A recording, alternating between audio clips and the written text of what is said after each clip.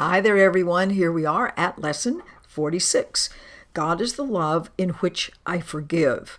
Okay, I think this is the first time we've been talking about forgiveness in these lessons. Please do not think forgiveness means pardoning, which is, I'm forgiving you because you really and truly did something to hurt me, and because I'm the better of the two, I'm going to somehow be sanctimonious and say, oh, it's okay if you hurt me. That is not forgiveness. Forgiveness is our release. And then it starts off saying God or love doesn't forgive because he or it has never condemned. And of course, you have to have condemnation before forgiveness even comes up to be a necessity. However, it is a huge need in our world of illusions. And then it's very clear in the next sentence, those who forgive are releasing themselves. So please always associate forgiveness with our release. As we only condemn ourselves, it's only ourselves that we forgive. And then it says, although love does not do any forgiving, the love is nevertheless the basis of forgiveness. And please know that you are known in your reality as love. It's known that that's what you are. So there's no way that what you really are could possibly need any release, anything at all. Only what we believe about ourselves in this world. Okay.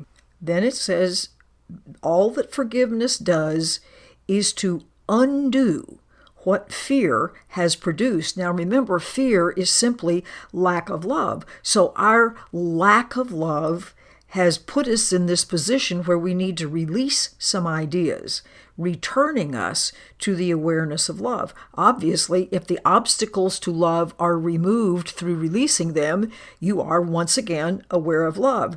That certainly does make sense. And in that process, illusions, these things that we believe that aren't true, that are fear-driven, disappear. Because, okay, what is releasing doing? Releasing is removing the fear. As fear is removed, the illusions of all the suffering, pain, distress, and so on necessarily go with it. So today we're going to have 3 of these short 5-minute practice periods and any of those shorter ones in between. And then it says, okay, take those usual 2 minutes and search your mind for those whom you have not forgiven. Probably you don't have to search for 2 minutes to find those.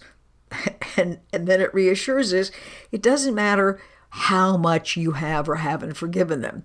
Either you have released them entirely or not at all. And you can tell by your response to somebody whether you still hold something against them, i.e. yourself, or not. Because please always keep in mind, what I do not like in someone else is something that I fear is so about me. It's classic projection 101. It may be unknown to me and in my unconsciousness, but nevertheless, whatever I don't like about someone else, I fear is something about me, which is why deciding to see them differently and release them is really releasing me. Okay, the first part is to do this. And then after you've thought up these people, which shouldn't be difficult, God is the love in which I release you, in which I forgive you. It's the love that does this. I don't personally do this. The love allows this release. When I can finally see through the eyes of love, then this is the obvious course to take. And then it says, devote the remainder of the practice period to adding such as, God is a love with which I love myself. Well, releasing you is releasing myself. Seeing you in a more loving and generous way is automatically, ultimately going to allow me to see myself the same way, so that I can see both of us as blessed. I can be grateful for both of us. You can vary this application, but the central idea needs to be kept.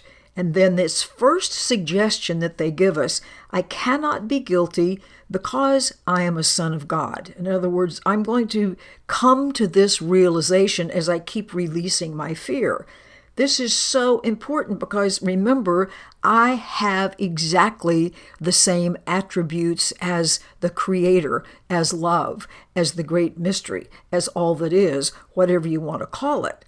Our individual, if we want to call it that, characteristics have to be the same as whatever it is that created me in the first place. And to pretend like I'm guilty is to say that God is guilty, which is just a preposterous idea. So because I am joined with love, there's no way I can be guilty. Even if you don't go any further than that first one, that is such an important idea. It says, I've already been released.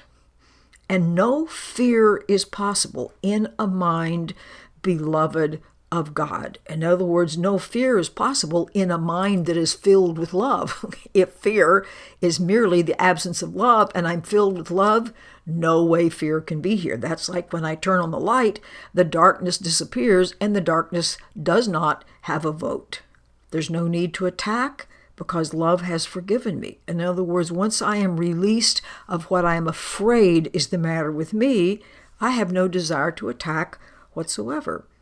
Then to end these practice periods with a repetition of today's ideas as stated. God is the love in which I forgive.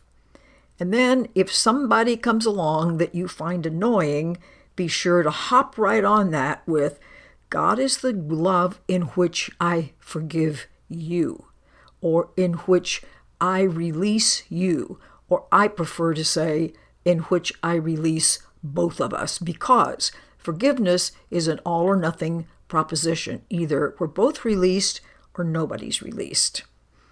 Have a great day. Bye.